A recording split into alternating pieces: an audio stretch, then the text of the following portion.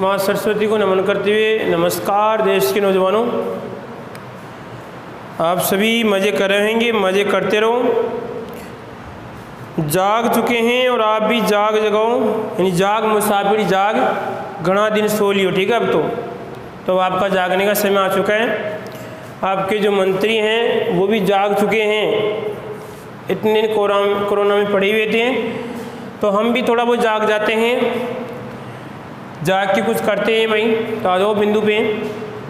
बिंदु जो कल हमने टेस्ट दिया था उस टेस्ट की हम बात कर रहे हैं। टेस्ट में लगभग आपको 9 या 10 क्वेश्चन दिए थे। कितने? 9 या 10 क्वेश्चन मैंने आपको दिए थे। कौन कौन से क्वेश्चन थे उनको देख लेते हैं एक बार। उन क्वेश्चन के आधार पे हम आपको बताते हैं भाई लेसन कितना रहेगा। आपको भी मालूम है कि यदि वैसे अगर रिवीजन करवाते हैं तो आपको पता है कि आपकी एग्ज़ाम तक तो एक ही लेसन होता। ठीक है, एग्ज़ाम तक तो कितना होता? एक ही लेसन होता। ठीक है, तो मैंने सिस्टम चेंज किया है कि लगभग पेपर के आधार पे आपका रिवीजन करवाएंगे। पेपर देंगे, उसमें आपका क्वेश्चन का यहाँ पे समाधान करेंगे, साथ में और कोई समस्या होगी वो भी आपको इसमें बताएंगे। ठीक है, तो कल जब मैंने आपको पेपर दिया था या कोई बाहर से भी नौजवान देख रहा है, उससे मेरा ये निवेदन है कि यूट्यूब पर उसको पेपर मिल जाएगा, वहाँ पे पेपर पे देख ले। ठीक है, यहाँ पेपर को देख लें, परंतु नियम जो ग्रुप में रहेगा उसी विद्यार्थी पे थोड़ा बहुत ध्यान दिया जाएगा। तो पहला क्वेश्चन क्या था हमारा, यानी कोरोना काल चल रहा है तो कोरोना क्लासेज कौन सी होगी? अरे कोरोना क्लास ना आपकी, ये कोरोना क्लास चल रही है आपकी। तो कोरोना क्लास में पहला क्वेश्चन दिया था मैंने आपको लेंस और दर्पण का। किसका? लेंस और दर्पण का सूत्र, यानी दोनों में सूत्र को हमें समझना था। उसके बाद में एक क्वेश्चन दिया था लेंस किसे कहते हैं। तो हम देखो लेंस और दर्पण दोनों में अंतर क्या है। लेंस और दर्पण में यदि हम अंतर की बात करते हैं तो देखिए लालो यहाँ पर, ये सर आपका लेंस है और ये क्या आपका दर्पण है। इसमें क्या होगा सर, लेंस में तो यहाँ पर भी एक क्रिस्टलीय पदार्थ है और इसमें सर आपका ये भी क्रिस्टलीय पदार्थ है। लेंस में क्या होते हैं कि कम से कम आपके इसमें 2 तल हैं या एक तल होंगे, और वो तल कैसा होगा, इसमें पारदर्शी होगा। जबकि दर्पण में क्या होता है, पारदर्शी नहीं होता है, किसी परावर्तक पदार्थ की यहाँ पे पॉलिश होती है। बोले तो यहाँ पे चांदी और एल्यूमिनियम की इसमें क्या होती है, पॉलिश होती है। तो इसकी परिभाषा क्या होगी? इसकी परिभाषा होगी लेंस की, वह क्रिस्टलीय पदार्थ, क्रिस्टलीय पारदर्शी पदार्थ जिसमें से प्रकाश की किरण आर पार गुजरती हैं, उसे हम क्या कहते हैं, लेंस कहते हैं। और यहाँ पर वो तो फिर अलग होते हैं आगे, इतनी सिंपल इसकी परिभाषा बनती है। ठीक है, दर्पण की परिभाषा। अरे दर्पण की परिभाषा क्या है कि दर्पण की परिभाषा में क्या होगा कि यहाँ पे एक तरफ क्या होती है, परावर्तक पदार्थ की पॉलिश होती है, और जबकि दूसरी तरफ क्या करता है, परावर्तक का इसमें कार्य करता है। उसके बाद में लेंस किसे कहते हैं, फिर लेंस सूत्र और दर्पण सूत्र। लेंस सूत्र और दर्पण सूत्र, तो ध्यान रखना है कि दर्पण सूत्र में तो पूरा ही क्या आता है, पूरा ही प्लस आता है। क्या आता है, पूरा ही प्लस आता है। ठीक है, तो यहाँ पे आएगा देखो इसमें 1/f, उसके बाद में 1/u प्लस 1/v।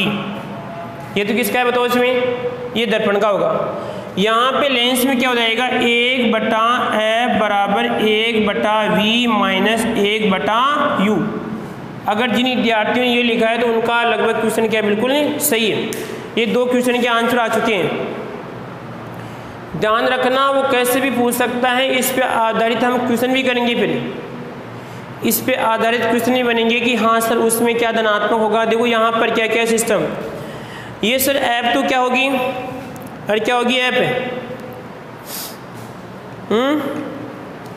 अरे ऐप क्या होगी, ऐप तो क्या होती है सर, फोकस दूरी होती है। क्या होती है, फोकस दूरी। केवल आपको तो ये पूछा गया था कि कहने का मतलब, सर आवाज़ आ रही है यार, सर जी आवाज़ आ रही है। फोकस दूरी तो यहाँ पर क्या होगा, और ये जो यहाँ पर v है, v क्या होगी, ध्यान रखना इसमें। अगर यहाँ पे लेंस है तो क्या हो जाएगा इसमें, लेंस से प्रतिबिंब की दूरी, ठीक है। और u क्या होगा बताओ इसमें, अगर u की बात करते हैं तो यह आएगा इसमें लेंस से बिंब की दूरी, बिंब की दूरी। केवल आपको तो सूत्र पूछा गया था, परंतु यदि हम और भी डिटेल से पढ़े इसको, ठीक है, क्योंकि हम रिवीजन करवा रहे हैं तो इनका भी ध्यान रखना पड़ेगा। ये चीज़ क्या है, ये चीज़ क्या है, जो हमारे बाद में क्वेश्चन करवाएंगे तो फिर हमें काम में आएगी। उसके बाद में एफ भी क्या होती है, फोकस दूरी होती है। यू क्या होती है सर आपकी इसमें, यू आपकी इसमें कहलाएगी, इसमें दर्पण से आपकी जहाँ बिंब की दूरी कहलाएगी, और ये प्रतिबिंब की। तो ध्यान रखना, देखो सर यहाँ पे क्या था कि मैं बोल रहा हूँ कि यू का मान हमेशा क्या होता है, ऋणात्मक होता है। u का मान हमेशा ऋणात्मक होता है, परंतु सर यहाँ पे u का मान धनात्मक है, तो ये हमें नहीं देखना है। जब हम पक्षांतर करते हैं तो यहाँ पर u का मान क्या हो गया, इसे बताओ, इसमें धनात्मक हो गया। वैसे क्या होता है, u का मान हमेशा ऋणात्मक होता है, इस बात का हमें ध्यान रखना है, ठीक है। 2 क्वेश्चन हो गए हमारे, लेंस की परिभाषा हो गई और आपका दर्पण सूत्र हो गया।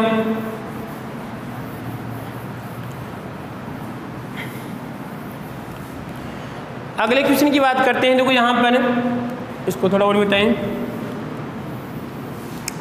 ऐसे एक क्वेश्चन दिया था मैंने, वर्ण विक्षेपण। क्या दिया था मैंने, वर्ण विक्षेपण किसे कहते हैं। अरे क्वेश्चन क्या था, वर्ण विक्षेपण किसे कहते हैं,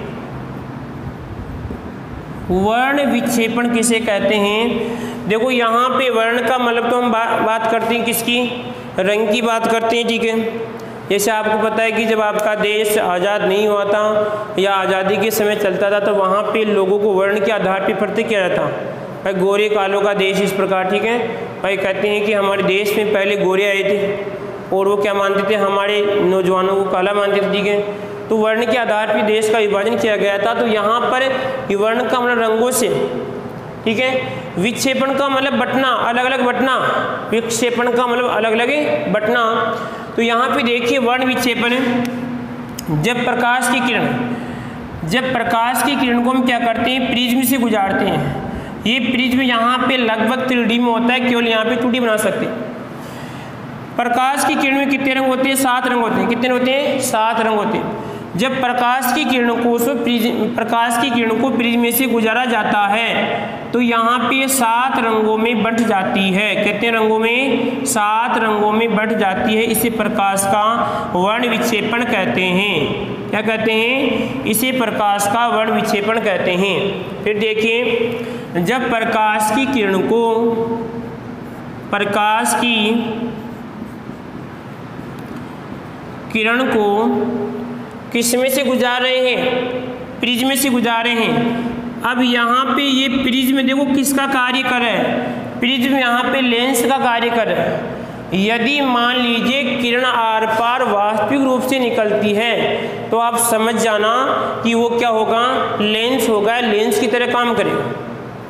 तो यहाँ पे क्या होगा आपका प्रिज्म, ये होगा प्रिज्म, जो भी एडजस्ट करना, ठीक हो। अब देखते हैं कि ये तो परिभाषित किया इसमें, जब प्रकाश की किरण को प्रिज्म से गुजारते हैं तो गुजारने पे 7 रंगों में विभाजित हो जाती हैं। इसे हम क्या कहते हैं, प्रकाश का वर्ण विक्षेपण कहते हैं। अब इन रंगों को देख लेते हैं, थोड़ा और डिटेल से पढ़ें, ठीक है। तो देखो रंगों का क्रम आपको याद होना चाहिए, रंगों का क्रम आपको याद होना चाहिए, ठीक है। तो यदि हम हिंदी की बात करते हैं तो क्या आएगा इसमें, बेजानी है पी नाला, क्या है, बेजानी है, बेजानी है, क्या है, बेजानी है पी नाला।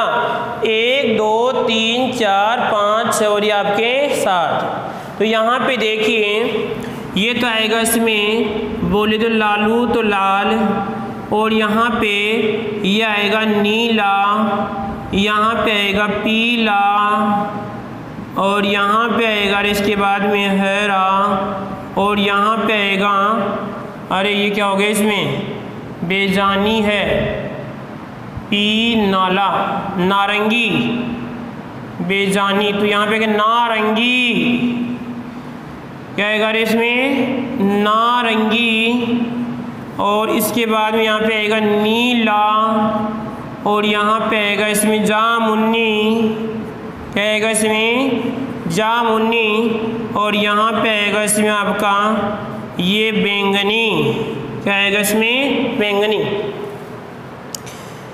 क्रम पूछ सकता है आपसे ऊपर से नीचे किस प्रकार होगा, नीचे से ऊपर किस प्रकार होगा, ये क्रम आपसे पूछ सकता है लालो लालियों। सिंपल क्वेश्चन तो ये बनता है कि जब प्रकाश का वर्ण विक्षेपण होता है तो ये कितने रंग होते हैं, 7 रंग होते हैं, उनको लिखिए, ठीक है। परंतु आपको पता है कि अब की बार जो आपके डोडासरा जी हैं जो आपको परेशान करें, उनको यही नहीं पता कि 10th में कितने सब्जेक्ट हैं, उनको यही नहीं पता कि 10th में कितने सब्जेक्ट हैं और साइंस में क्या क्या चलता है, और उनको बना दिए क्या मंत्री। तो इसका मतलब आप भी मंत्री बन सकते हैं, आप अपने घर पे मंत्री हैं ना, ठीक है। तो यहाँ पे देखिए डोडासरा के अनुसार डोडासरा आपसे पूछ सकता है, क्योंकि उसको तो एक ही दिखती है, मोटी मोटी बात क्या दिखती है उसको, उनको तो रंग दिखाई देते हैं, आपके रंगों के नाम पूछ सकता है कि कौन कौन सा रंग कौन सा नहीं होगा, ये पूछ सकता है। डोडासरा भी यही पूछ सकते हैं आपसे कि कौन सा रंग होगा, कौन सा अभ्यास देगा इसमें कि प्रकाश के वर्ण विक्षेपण में कौन सा रंग नहीं होता है। अरे मुख्य रंग तो 7 ही होते हैं, बाकी आपको दिखता है ना कोई अलग से। जैसे कोई मान लीजिए डेकोरेशन में जाता है, कोई नौजवान डेकोरेशन में जाता है और वहाँ पर डेकोरेशन लगा के आता है, ठीक है, तो वहाँ पे विशेष प्रकार के रंग और मिलते लगाने के लिए। आपने देखा होगा, आप भी बिल्कुल अच्छी तरह परिचित हैं।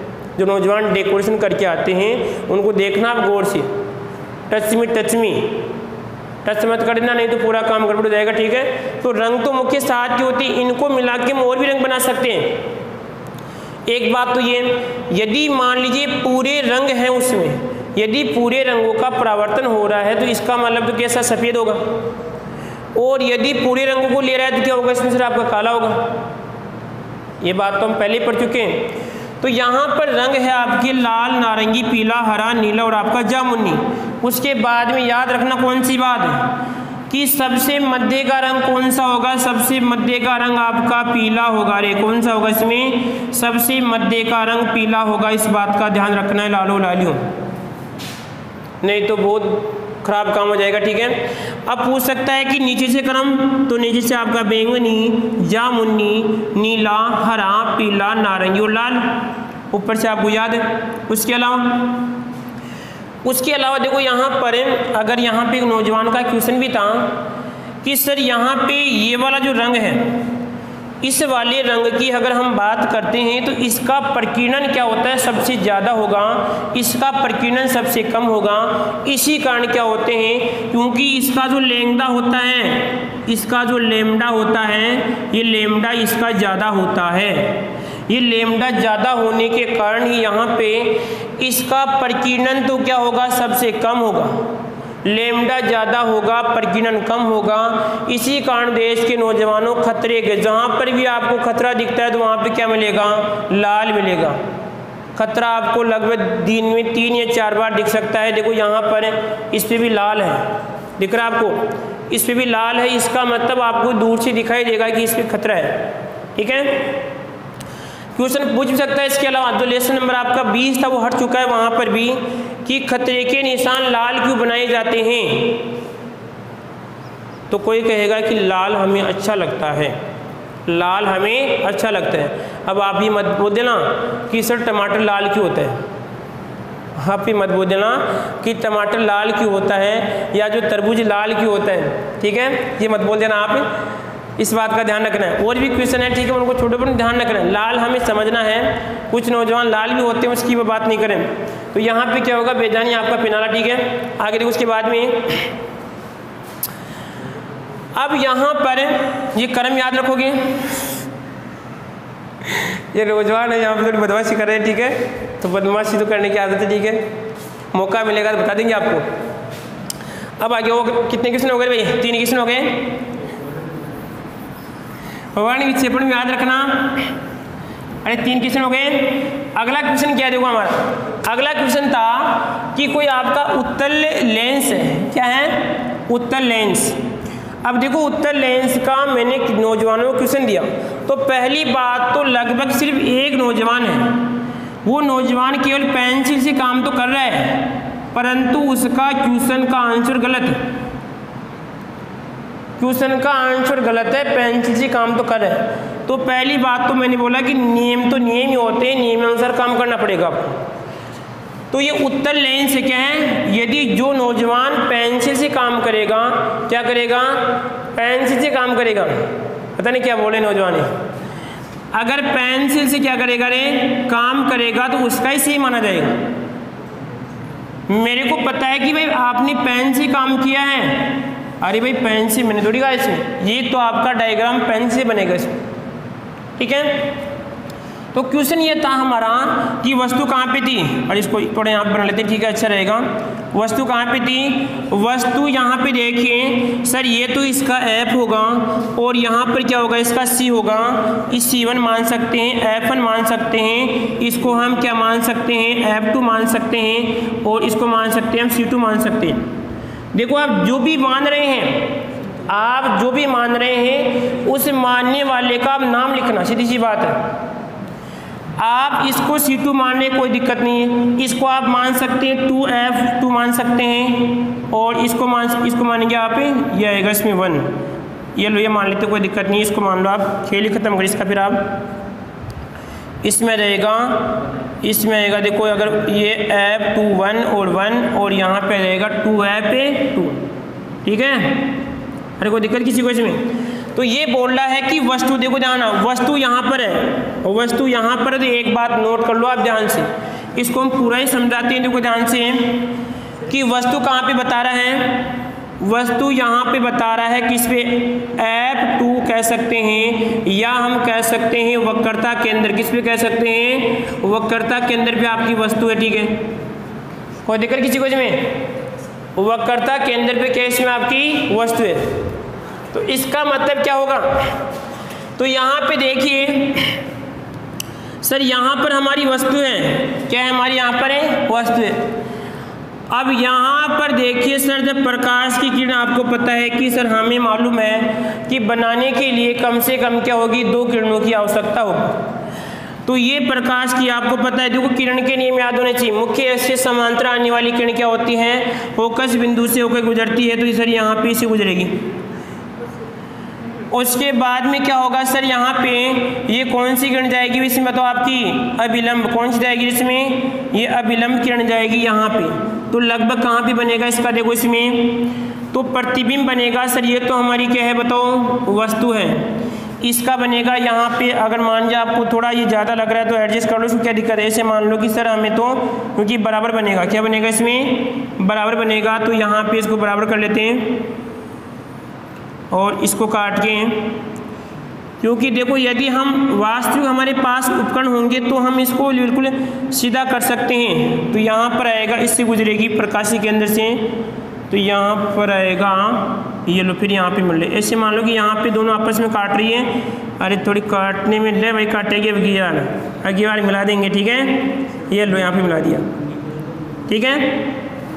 इसका देखो ये हमने बातेबाजी क्यों की, इसका मतलब क्या है कि यदि सर हमें ये वाली दूरी और ये वाली दूरी बराबर रखनी है, इसलिए हमने इसके साथ बातेबाजी की, ठीक है। अब देखो सर ये वाली दूरी समान है, तो अब सर ये क्या होगा हमारा प्रतिबिंब, क्या होगा, प्रतिबिंब होगा। हाँ बोलो, आपकी समस्या हो। सर देखो मैम आपको पहले ही बोल रहे थे कृपया हमें डिस्टर्ब ना करें। तो यहाँ पे क्या हुआ है, अब ये प्रतिबिंब बन गया। अब देखो सर यहाँ पे ध्यान रखना, यदि इस दर्पण, ये जो आपका लेंस है, इस लेंस के इधर बनेगा तो कैसा आएगा इसमें, क्योंकि देखो सर किरणें वास्तविक काट रही है, तो कैसा आएगा इसमें, वास्तविक, क्या आएगा इसमें, वास्तविक आएगा। और उसके बाद में देखो सर क्या आएगा, एकदम दोनों दूरी समान है, तो यहाँ पे क्या आएगा इसमें, बराबर आएगा। और उसके बाद में अब देखो सर ये कैसा आ रहा है, उल्टा, तो यहाँ पर क्या आएगा इसमें, उल्टा आएगा। और कहाँ पे बन रहा है ये आपके 2F2 पे बन रहा है, यह आपकी प्रतिबिंब की स्थिति होगी। तो देखो इसमें ध्यान क्या रख रहे हैं, यदि जब वस्तु, ये तो हमारा क्वेश्चन का आंसर हो गया, ठीक है। इस प्रकार आपको डायग्राम बनाना था। यहाँ पे प्रकाशीय केंद्र होगा, ये जाने का होगा, ये जाने का, यहाँ से जा रही, यह जा रही, ठीक है। इन किरणों का नाम जो भी आप लिख दोगे, ठीक है। ये किरण कौन सी होगी? आपतित, ये भी आपतित, ये अपवर्तित और ये भी आपकी अपवर्तित है, ठीक है। अब उसके बाद में जब वस्तु अनंत पे होती है, क्या होती है? जब वस्तु कहाँ पे? अनंत पे। तो किस पे बनता है? देखो यहाँ पे बना के देखिए इसको। जब उत्तल लेंस में वस्तु कहाँ पे होती है रे? जब वस्तु कहाँ पे? अनंत पे। तो अनंत पे होगी तो कहाँ बनेगा? तो F पे बनेगा। किस बनेगा? 2F1 पे बनेगा। और जब यहाँ पे वस्तु कहाँ पे होगी? अरे जब वस्तु कहाँ पे होगी बताओ इसमें? जब वस्तु अनंत और किसके मध्य? इस C के मध्य होगी तो कहाँ पे आएगा बताओ इसमें? सर यहाँ पे चलेगा सिस्टम किसके मध्य? F और C2 के मध्य आएगी, ये इन दोनों के मध्य आएगी, ठीक है। तो इस सिस्टम मैंने आपको पहले ही बता चुके हैं कि यदि हम जैसे जैसे इधर चलते हैं तो प्रतिबिंब भी आपका इधर चलेगा इसमें, ठीक है। तो क्वेश्चन आपकी 4 के आंसर हो गए, ठीक है। अगला क्वेश्चन देखो इसमें, अगला क्वेश्चन देखो।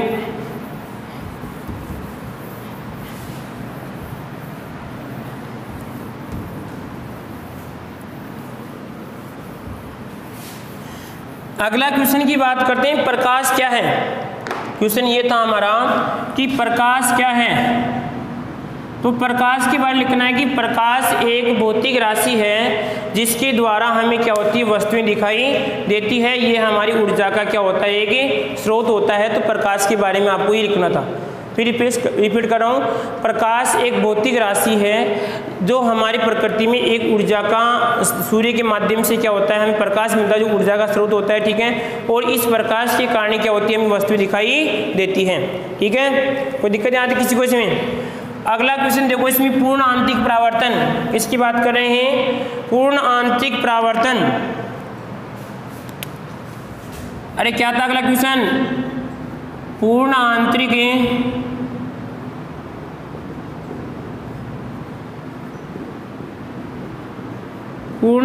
परावर्तन, इसको देखना ध्यान से। तो पूर्ण आंतरिक परावर्तन की घटना अपवर्तन की है, किससे होने जा रही? परावर्तन में। तो देखो यहाँ पे पहली बात तो इसमें क्या होगा? ये जो आपका पृष्ठ होगा, इस पृष्ठ में यहाँ पे माध्यम कैसा होगा? विरल माध्यम होगा, ठीक है। और यहाँ पे नीचे माध्यम कैसा होगा? सघन माध्यम। कैसा होगा इसमें? सघन माध्यम होगा। और यहाँ पर मान लीजिए आपकी क्या इसमें? अविलंब है।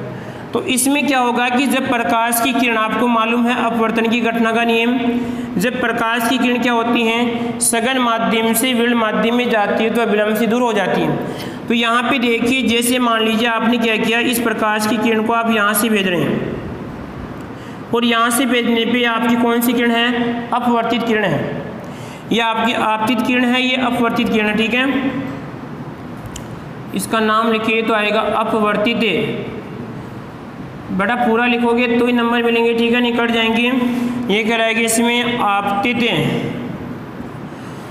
अपवर्तित है, आपतित है। उसके बाद में देखो यहाँ पर आगे, सर ये तो हमें पढ़ा कि जब प्रकाश की किरण सघन माध्यम से विरल माध्यम में प्रवेश करती है तो अविलंब से क्या हो जाती है? दूर हो जाती है, ये अविलंब इसका। परंतु जैसे जैसे मान लीजिए मैं इस किरण को और आगे बढ़ाता हूँ, आपतित किरण को यहाँ पे थोड़ा और आगे ऐसे करता हूँ, तो ये किरण क्या हो जाती है? इस पृष्ठ के समांतर हो जाती है। क्या हो जाएगी? जैसे जैसे मैं इस किरण को थोड़ा बहुत यहाँ से बढ़ाता हूँ तो ये क्या हो जाती है? किरण इस पृष्ठ के समांतर यानी समपाती हो जाएगी। क्या हो जाएगी? समपाती हो जाएगी। इस स्थिति में इस कोण का मान क्या होगा? इस कोण को कहते हैं क्रांति कोण। क्या कहते हैं? क्रांति कोण कहते हैं। तो क्रांति कोण की परिभाषा क्या होगी? ध्यान रखना, जब प्रकाश की किरण सघन माध्यम से विरल माध्यम में प्रवेश करती है तो यहाँ पर अपवर्तन के पश्चात आपतित किरणें इस आपके जो आपका परावर्तक जो अपवर्तक पृष्ठ है, इस अपवर्तक पृष्ठ के समांतर हो जाती है तो यह समपाती हो जाती है। तो यहाँ पर यह आपतित कोण क्या कहलाता है? इसमें आपका क्रांति कोण कहलाता है। परंतु अभी तक सर इसकी परिभाषा नहीं है पूर्ण आंतरिक, अब आएगी आगे परिभाषा। परिभाषा क्या है? यदि मान लीजिए सर हम क्या करते हैं, यहाँ पर यह विलंब है, यहाँ पर क्या इसमें आपका सघन माध्यम है, क्या है? सघन माध्यम है। तो अब क्या करेंगे कि यदि मान लीजिए मैं इस आपतित किरण, ये तो हमारी क्या थी, यहाँ पर आपतित किरण थी, क्रांति कोण था, यदि इसको मैं और आगे बढ़ाता हूँ, क्रांति कोण देखो यहाँ पे बन रहा था, जैसे मान लीजिए कितने का सर, ये 60 का है, कितने का है, 60 का है। यदि मैं इसको 60 से ज़्यादा बढ़ाता हूँ, यहाँ से किरण गुजारता हूँ, तो क्या होगा, ये किरण वापस उसी माध्यम में परावर्तित हो जाएगी, उसी माध्यम में क्या हो जाती हैं, परावर्तक हो जाती हैं। तो इस स्थिति में क्या कहलाएगा, आपका पूर्ण आंतरिक परावर्तन कहलाता है।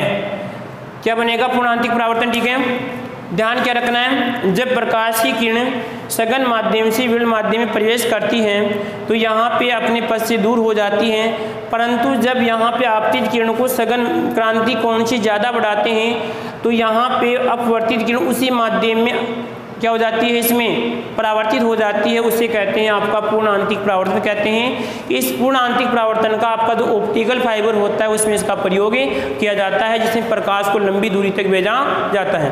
ठीक है, अगला क्वेश्चन देखो उसके बाद में कि जो अवतल दर्पण था, उस अवतल दर्पण के उपयोग क्या थे, अवतल दर्पण के उपयोग।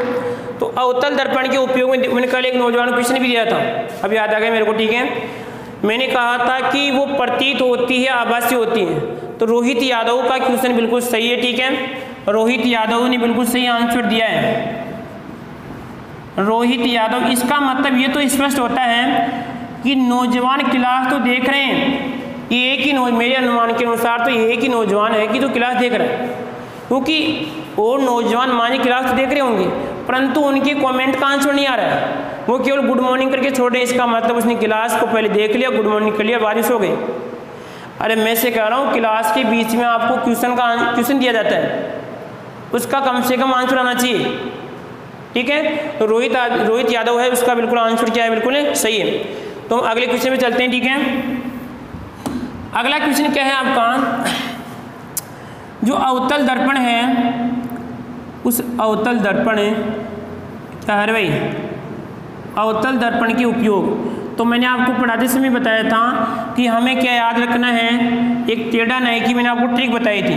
तो कहने का मतलब इसका उपयोग किया जाता है एक तो श्रृंगार में, किसमें किया जाता है, नाई क्या करता है, हजामत बनाने में, हजामत बनाने में इसका प्रयोग करता है। इसी प्रकार श्रृंगार दर्पण में भी क्या करते हैं, इसका प्रयोग करते हैं। उसके बाद में जो आपकी टेलीस्कोप क्या होती है, टेलीस्कोप में भी क्या करते हैं, इसका उपयोग करते हैं। उसके बाद टेलीस्कोप को हम कहते हैं दूरदर्शी परावर्तक, परावर्तक दूरदर्शी, ध्यान इसका दूसरा नाम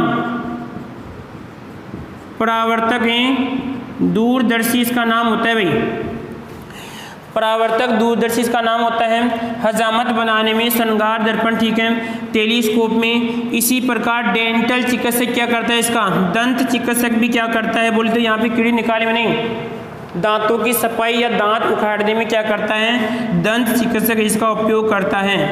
आप अपने मुंह में चेक कर सकते हैं कीड़े हैं या नहीं है। ठीक है, दंत चिकित्सक है, टेलीस्कोप है जी, फिर कैसे चेक कर सकते हैं, कितने हो गए, 1 2 3। उसके बाद में वाहनों की हेडलाइट में, इसमें रहेगा वाहनों की हेडलाइट में,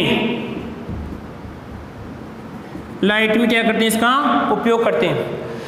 तो ये तो किसके हो गए, अवतल दर्पण के। अब हम बात करते हैं उत्तल दर्पण। तो उत्तल दर्पण का एक तो सर आपकी ऑटोमेटिक टेलर मशीन में इसका प्रयोग किया जाता है उत्तल दर्पण, और एक वाहनों की, देखो इसमें ध्यान रखना, वाहनों की हेडलाइट में कौन सा आएगा, इसमें अवतल आएगा। और जबकि यहाँ पे ध्यान रखना कौन सा, कि वाहनों के पार्श्वों में, वाहनों के जो पार्श्वों में साइड मिरर, इंग्लिश में क्या कहते हैं, साइड मिरर, कौन सा कहलाएगा आपका, इसमें उत्तल होता है। ठीक है, तो यहाँ पर अवतल और अवतल की, सॉरी उत्तल और अवतल के हमने उपयोग पढ़ लिए। उसके बाद में यहाँ पे देखिए अगली बात देखते हैं, लास्ट क्वेश्चन था हमारा समंजन क्षमता। क्या था, लास्ट क्वेश्चन था हमारा समंजन क्षमता। समंजन क्षमता यहाँ पे D बराबर क्या होता है, 1/f। अब मैंने आपको बताया भी था कि f हमेशा किस में लिया जाएगा, मीटर में, किस में होगा, मीटर में। और आपको दे रखा है 500 सेंटीमीटर f का मान है, यानी 500 सेंटीमीटर किस में आएगा, मीटर में। तो या इसमें किसका भाग देंगे, 100 का भाग देंगे इसमें। तो यहाँ पे 100 का भाग देंगे तो कितना आएगा इसमें 5 मीटर, कितना आएगा 5 मीटर। तो यहाँ पे आएगा d बराबर f का मान 5, तो कितना आएगा d बराबर आपका इसमें 0.2 डायप्टर है, क्या आएगा इसमें, और आएगा डायप और आपका ये टर, ठीक है।